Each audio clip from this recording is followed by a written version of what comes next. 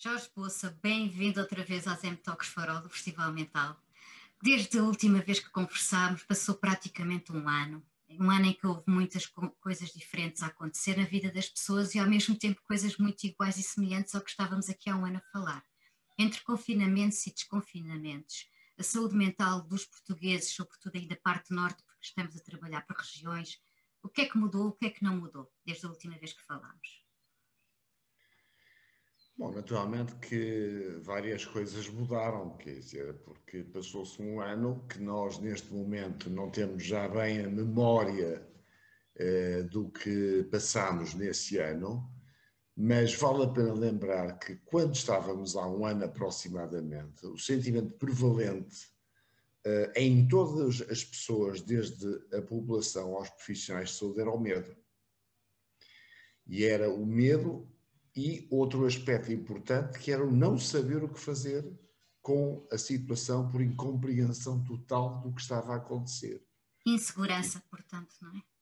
Tal e qual. E, portanto, a instalação daquilo que começa com uma situação de crise, que é exatamente a emergência de sentimentos dessa natureza, de insegurança, de incerteza, de angústia permanente, que naturalmente marcaram esses tempos que felizmente nós já estamos muito mais adaptados e muito mais competentes para lidarmos com a situação.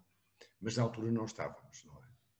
E isso levou de facto a grandes exigências de todo o aparelho da saúde, e nós na saúde mental na ARS Norte também tivemos o nosso contributo e o nosso papel, sabendo que uma das formas de lidar com toda essa angústia, essa situação, era comunicar de forma clara. Uhum. E isso nós fomos capazes de o fazer e tomamos iniciativas nesse sentido.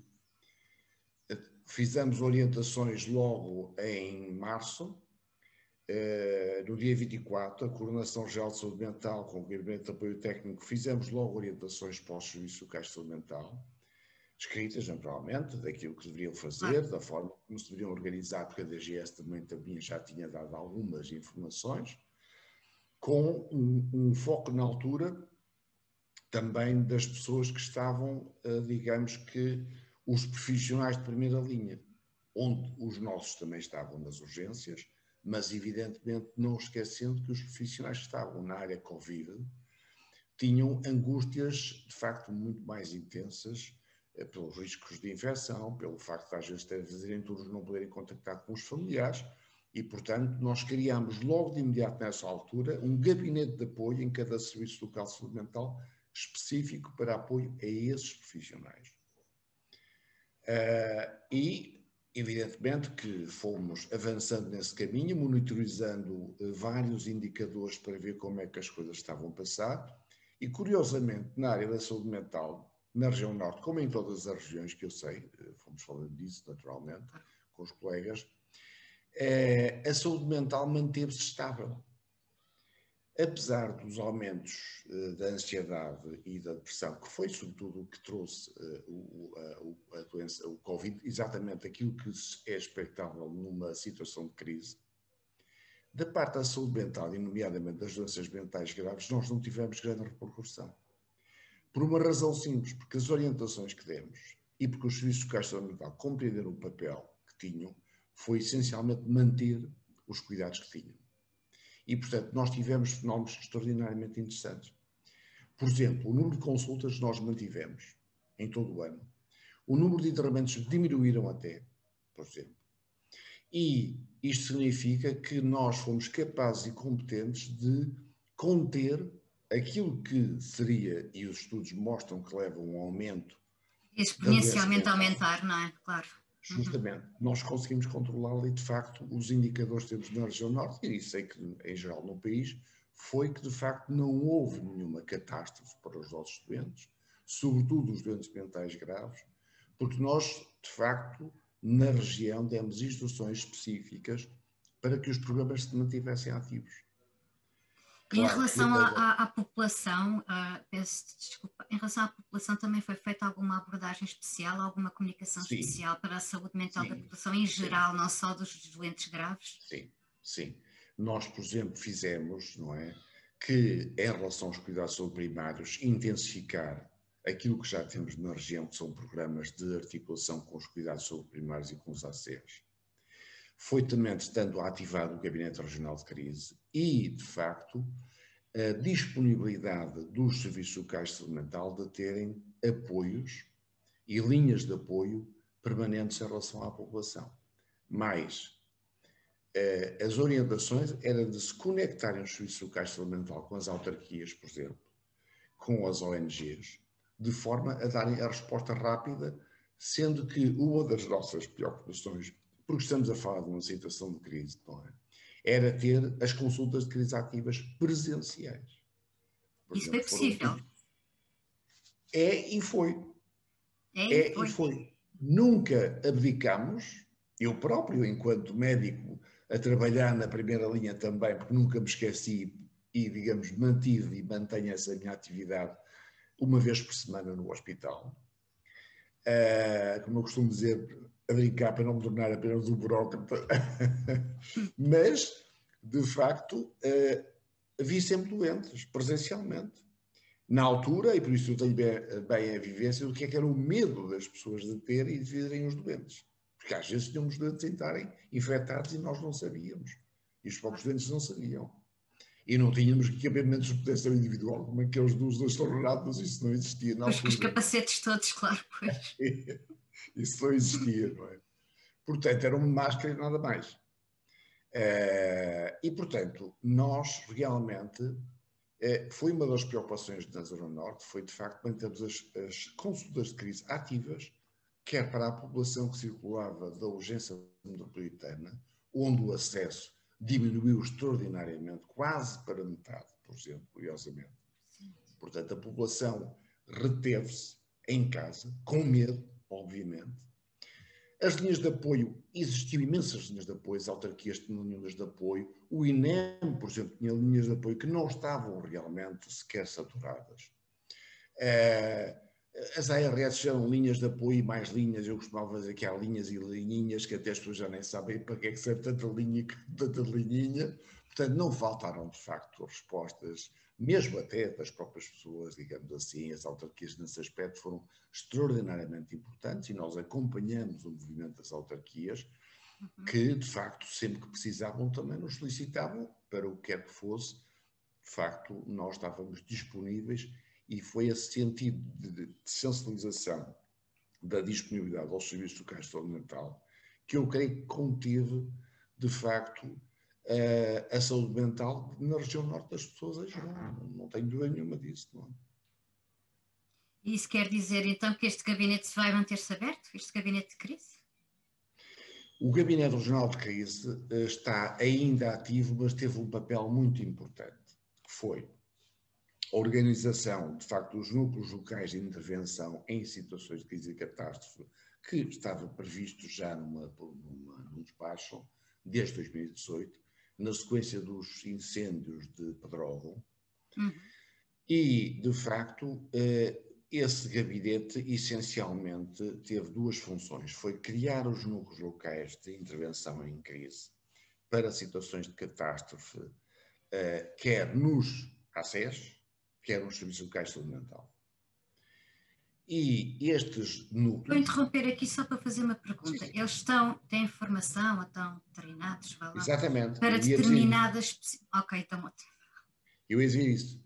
Nós criámos um programa de formação extenso para, quer um programa, digamos, há um programa comum, um tronco comum, e criamos depois áreas de formação específicas para os serviços locais de saúde mental e outras áreas específicas para os cuidados de saúde primários. É um programa extenso, que nós, portanto, fizemos, obviamente, online, que era o possível de fazer, e fizemos a todos os ACEs da região norte, que criaram, todos eles, essa equipa comunitária. Os serviços locais de saúde mental também fizeram essa equipa de intervenção, esse núcleo local de intervenção para situações de crise e de catástrofe, e fizemos mais, porque criar as pessoas podem criar, mas nós não queremos que as pessoas criem, não é? Nós queremos que funcione o que nós criamos. E, portanto, fomos acompanhando o funcionamento porque esse núcleo é suposto dar resposta exatamente às situações de crise. Ou seja, se é preciso circular pessoas, elas estão disponíveis com equipas de um lado e do outro para receber pessoas em situação de crise e circulam. Digamos que, obviamente, só circulam para o Serviço Local de Saúde Mental se os cuidados primários não estiverem ao nível ou à altura de poderem dar resposta se ultrapassarem aquilo que eles fazem, e muito bem, que habitualmente tratam, digamos, a maior parte das situações de ansiedade e depressão da comunidade, e o que está certo. E nós podemos dizer, portanto, que isto levou a um grande esforço, mas nós fomos acompanhando de forma a garantir que duas coisas. Primeiro, os núcleos estavam feitos, isso não havia nenhuma. Nós tínhamos uma lista nominal das pessoas, portanto, que estavam de um lado e do outro, fizemos a formação e depois fizemos outra coisa, que foi acompanhar a atividade e ver se de facto isto estava a funcionar. Isso foi possível fazer? Claro que sim. Nós sabíamos onde é que estavam as pessoas, isto era possível fazer. E isso, de qualquer maneira, o que é interessante nisto é que, efetivamente, os núcleos também não tiveram necessidade de tanta resposta como isso. Porque o número de pessoas que foram, digamos, recorrendo era os próprios cuidados primários eram suficientes para dar resposta, digamos, àquilo que eles sabem fazer bem. E, portanto, também não houve uma necessidade de circulação de pacientes, sendo que, como os serviços locais de saúde mental também tinham tido a instrução de reforçar dos contactos com os cuidados primários, que já está estabelecida a relação na maior parte dos serviços locais de saúde mental, tem neste momento uma relação de consultoria e até de consulta in loco, em muitos deles, da parte dos serviços locais de saúde mental. Portanto, há uma belíssima relação. Portanto, qualquer tipo de circulação de doentes faz-se naturalmente. Quer dizer, não mostrou-se curiosamente que os núcleos, talvez numa situação de pandemia, são importantíssimos, mas que, como há esta circulação já habitual de doentes, digamos assim, as pessoas aproveitaram os canais que estavam estabelecidos, não sentindo necessidade, na maior parte dos casos, de recorrer a um canal novo, que ainda assim foi importante ter-se garantido de um lado e do outro, porque está feito. Quer dizer, e por trás dessas linhas e linhinhas, Jorge, quem é que nós, quando telefonávamos, encontrávamos do lado de lá? Quem eram os profissionais que estavam do lado de lá? Muitas vezes eram psicólogos que estariam do lado de lá, portanto, era uma parte das vezes eram psicólogos, não é? Mas podiam ser outros profissionais, podiam ser enfermeiros, podiam ser assistentes sociais, porque, na verdade, aquilo que se verifica mesmo nos estudos, não é? É que a maior parte dos contactos são únicos. São as situações de ansiedade, não é? Que muitas vezes as pessoas recorrem, por exemplo, ao serviço de urgência, que é um péssimo hábito em Portugal que nós temos. Por várias razões, que não vamos agora aqui detalhar com certeza, não é? Mas, portanto, estas linhas, curiosamente, claro, dão resposta porque a pessoa está numa situação de ansiedade, estavam numa situação de medo, mais sozinhas, muitas vezes, é preciso não esquecer as situações de confinamento que implicavam, na altura, as pessoas estarem 14 dias sozinhas. As pessoas idosas sofreram imenso com esta situação, não é? Não podiam comunicar. Ficaram nos lares e ficaram em casa muitas vezes, não é? As crianças e os jovens, os serviços locais de saúde mental, através das suas equipas de infância e de adolescência, também tiveram uma intervenção extremamente meritória de não permitir que, de facto, muitas situações se transformassem em situações graves. Não é?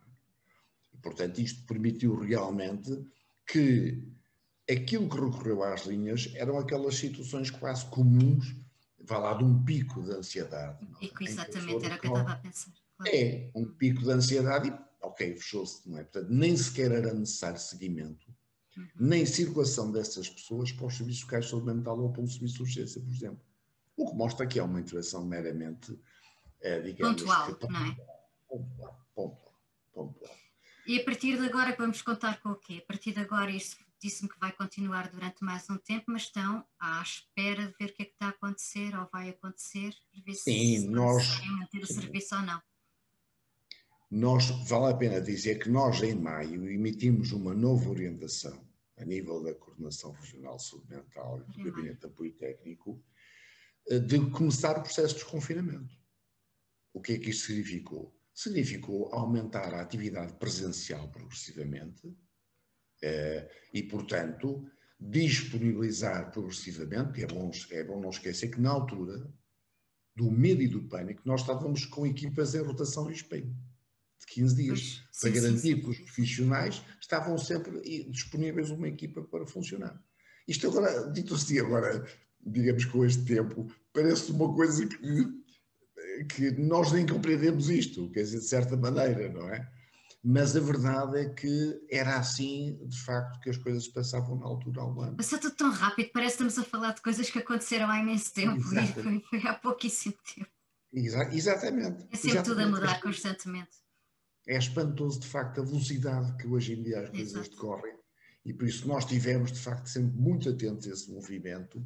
A necessidade de monitorizar para nós foi sempre uma coisa muito importante. Acompanhar permanentemente. Acompanhar permanentemente. Nós tínhamos reuniões semanais, por exemplo, na urgência, nós tínhamos reuniões muito frequentes a nível do gabinete de apoio técnico, precisamente para nós nos irmos situando e irmos acompanhando a atividade dos serviços locais de saúde mental e estarmos prontos sempre para intervir on demand, digamos assim, sempre que fosse necessário. Por isso, esse acompanhamento acho que foi muito importante também para os serviços locais de saúde mental se sentirem também mais confiantes, mais tranquilos, sabendo que nós estávamos disponíveis para dar as respostas necessárias e criar outras respostas, se necessário fosse, com um aspecto solidário também que vale a pena fazer, não é? Por exemplo, a nível dos profissionais de saúde, em dada altura nós compreendemos que os gabinetes que criámos, que pedimos aos serviços locais de saúde mental para criarem, de apoio aos profissionais, tinham muito pouco recurso.